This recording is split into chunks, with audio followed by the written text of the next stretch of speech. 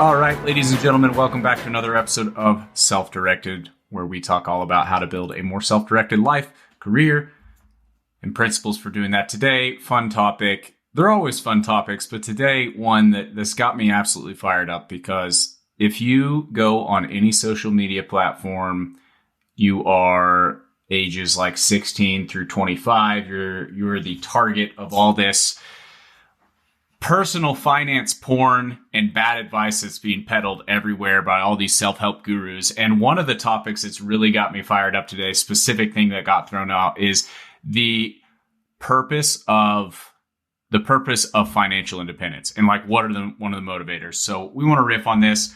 Here's the setup. And Cameron, I want to get your thoughts on this too. So there's this growing trend I've seen of personal finance advice talking about how you should want to become financially independent. You should want to build passive income and invest in assets, all of this, not just because it's a good thing to do. It's a sound way to build freedom, flexibility, and optionality, but because working a job is exploitative, and because working for an employer or corporation puts you at a disadvantage in some kind of weird power struggle, and that is why you should escape, because jobs are necessarily exploitative. And I think that's absolutely absurd. And I think that beyond just the surface level absurdity is it reveals kind of a bigger issue about the right kind of mindset to have early in your career. And that kind of abundance mindset is critical for so many other things. So I want to turn it over to you about, like, what's the best way to think about money? Why is that wrong? And we can riff from there. Yeah. So you were telling me about some of the content you've seen out there kind of endorsing, promoting that idea of like, hey, the number one reason why you should want to gain financial independence as soon as possible is to avoid the exploitation of an employer. It was a pretty blanket statement.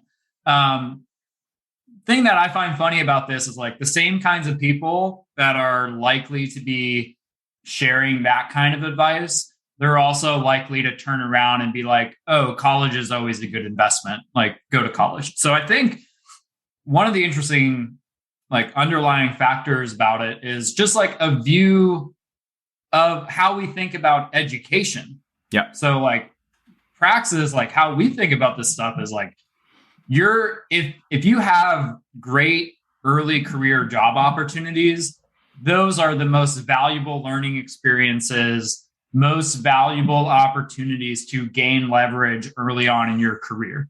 And essentially, if you have the right opportunity, you're getting paid to learn on the job. And the best way to learn is through, gaining real world experience.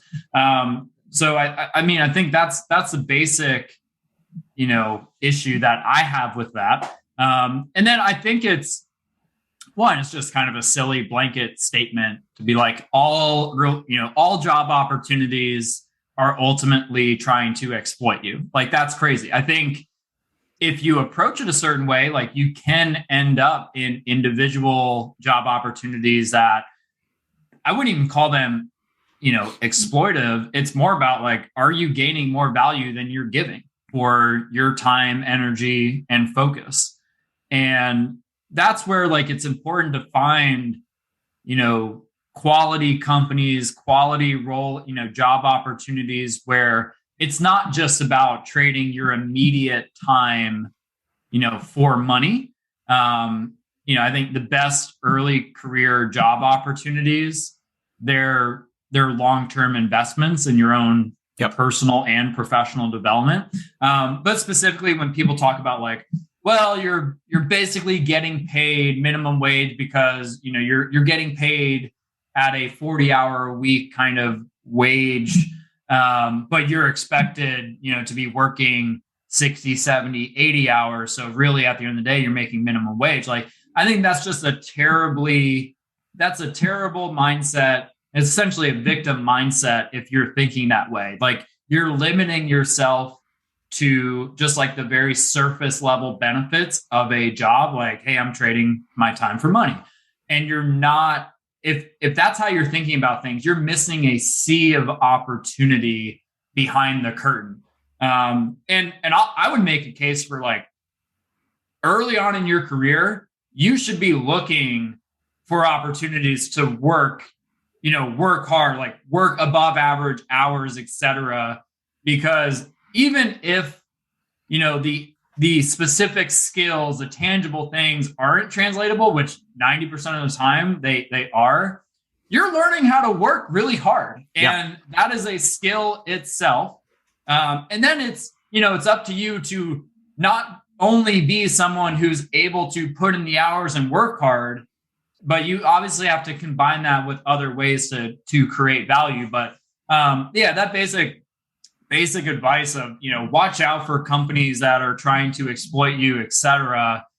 I think it's really doing a disservice to young people, because it's actively telling them to like look away from opportunity. And especially like, I think it's awesome to have like long-term goals of like, hey, I want to work for myself. I want to, kind of develop, passive income. So I'm not just dependent on a paycheck, et cetera. Like those are great, medium to long-term goals. I think if you can do it, the sooner you can do it, the better in most cases. But I think even if someone's successful at an early age to develop passive income and to be financially independent in that way, you're still missing tons of opportunity and tons of value by, seeking out like, hey, who are the people that I can go learn from and who can I develop relationships with? And, being somebody's employee and having a job is, I think, the number one most reliable, predictable way to, gain leverage on your long-term career. Yeah, I think at the root of it, there's so many problems with it that are upsetting for me, not just because it definitely clashes with my worldview, but upsetting because I think it's a bad frame to have the wrong foundations and the wrong attitude about work, which is kind of like core. If you're a young adult, if you can have a good attitude about work and your goal is like, I enjoy working, that doesn't mean you have to work a job forever. You have to work for somebody else forever. You have to work literally until you die. Like you can still think about retirement as something down the future, but like having that good attitude about work where you are excited about being valuable and participating in a positive sum game will put you head and shoulders above 99% of other young adults on the job market who do feel like, work is exploitative. Just a bad attitude, and it's going to limit your opportunities. Number two is the unseen benefits. When I think about early career, it's like you're probably for the first 3 months, probably you're just an expense for a business, especially if you have no skills and no experience. Like it costs a business so much to bring an entry level employee from the outside who has limited skills and experience and make them valuable to the business. And that's not just because that's not just a function of training people. That's a function of like learning the ropes of any new business, but going from somebody who has no experience whatsoever into somebody who knows how to work, how to create value. And above and beyond just the actual cost for a business, if you're a young person who lacks experience, lacks skill set, and lacks clarity about what you want to do, your salary or your income is probably the least valuable thing you're gaining on the job. The mentorship, the exposure, the experience, the value of being surrounded by other people who are more competent and farther along in their career, who can not only just share specific knowledge, but can give you a better template to think about your career. That is extra benefit that doesn't show up in your bank account, but increases your learning potential. And it gives you a stronger jumping off point for the next chapter in your career, as opposed to like if you go into work and you have a bad attitude and you fail to see those opportunities, those hidden gems of, wow, I'm surrounded by a lot of competent people. But instead you're like, all my coworkers are idiots. Nobody knows how to do their job as well as I do. Who, that's like a common jaded, that's a common jaded attitude, I think. But regardless, if you have the wrong frame, you're missing out on all those cool opportunities. And then the other thing is sometimes it does take putting more in than what your paycheck is correlated to. Well, I would say that should be your aim early on, is like, you should have the determination, like, I'm going to give, this opportunity, this company I'm working for, this set of customers that we work for, like, more value than I'm receiving. Yeah.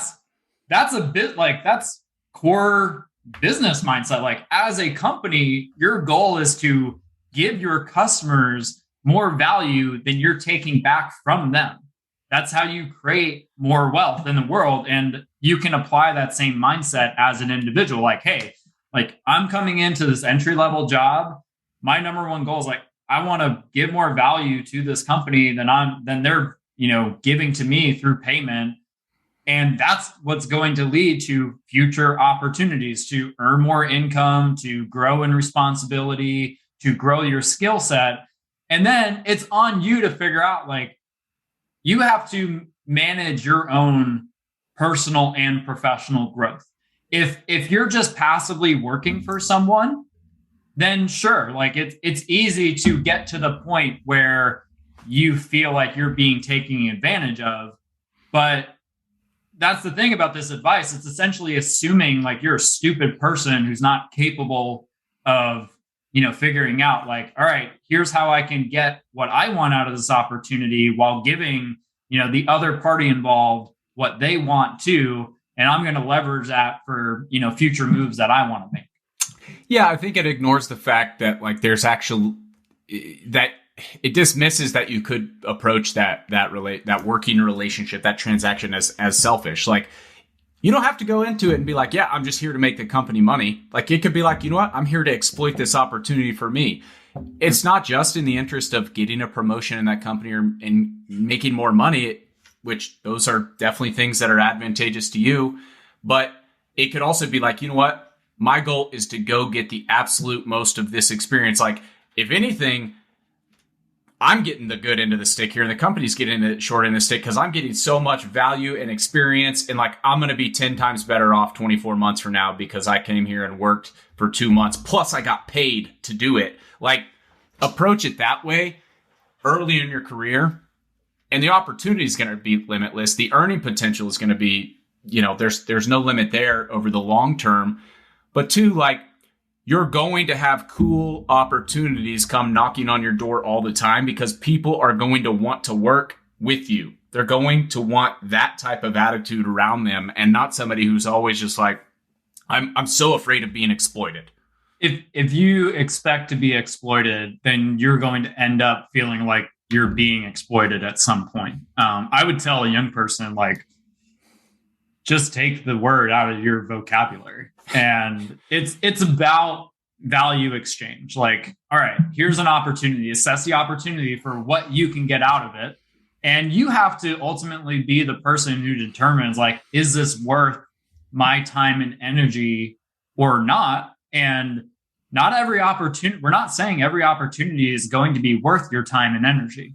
But it's a foolish thing to think, like, I should never work for someone. I should never go have a 9-to-5 job because that's always going to result in me being, exploited. Probably the easiest, most predictable, like, if your goal is financial independence, the easiest, most predictable way to get there, like, through your 20s as you get started, is like, go work at a successful, growing, company. A lot of tech startups are out there. Like, you can get good at picking winners within that industry, and you can set yourself up for, long-term financial dependence by working for someone. I think it's way harder to try to do it on your own as the default, as like, this is always my only option. Like, I have to figure out how to build wealth on my own